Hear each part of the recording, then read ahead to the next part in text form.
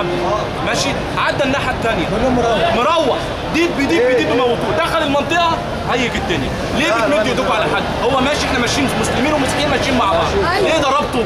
ما انت ضربته هيجت الدنيا.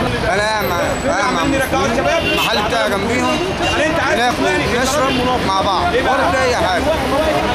منطقه كليه هو جاي لا في العيد نصب الكل، المحل كله بتاعي اتكسر، الكاسات بكل شيء، ولا بيع ولا علاء لقيته، ولا مبلط الزرع جوه لقيته متحدد وابتديت غصب عني. عامل ايه يعني؟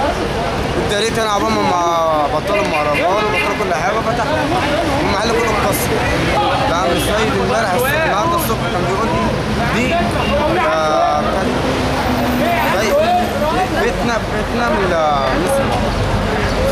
بس يعني اربع كنايس امبارح اتضربوا في وقت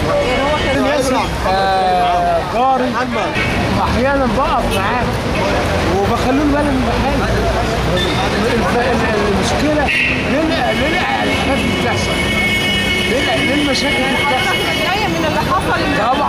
طبعا بالتاكيد ان في وقت لو واحد راجل شاب جاي عنده اطفال مين هيسكنهم؟ طب انا هجيب من ورا بقى، انا هجيب من ورا ولازم تسجلها وعلى تحطها على اليوتيوب. انا اسمي سيد صلاح الدين، احنا مش هنجيب من امبارح السبت، انا هجيب من الجمعه دي البابا ادى العظه ان في 800 مسيحي يقفوا عند الكاتدرائيه، لموا المسيحيين بتوع منشيه ناصر وبتوع عين شمس وقفوا، السلفيين عدوا من قدامهم كانوا عاملين مظاهره تضامن لبن لادن. هل احتكوا ببعض؟ السلفيين احتكوا بيهم عند الكاتدرائيه؟ ما احتكوش.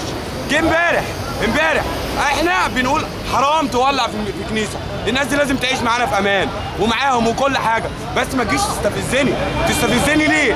واحد قاعد ماشي، واحد قاعد في بيته مالهاش دعوه بالدين، واحد قاعد في بيته اهو، اما الطوبه تيجي على بنته الصغيره رد فعله هيكون ايه؟ انا واحد واقف ببيع في الكشك، الراجل ده هو مسيحي وانا مسلم بنبيع جنب بعض، اما الكشاك بتاعتنا تتكسر، الراجل ده صاحب كافي شوب هنا اتكسر، طب مين السبب؟ ما هو انت لازم تؤمن والناس دي كلها تعرف ان هم مستفزين، وان الناس بتاعتهم الكبيره مش بتعديهم، لا دي بتسخنهم، بتديهم العظه. المفروض البابا ربنا يديله الصحه ويخليه لينا كلنا يديهم العظه ضبط النفس.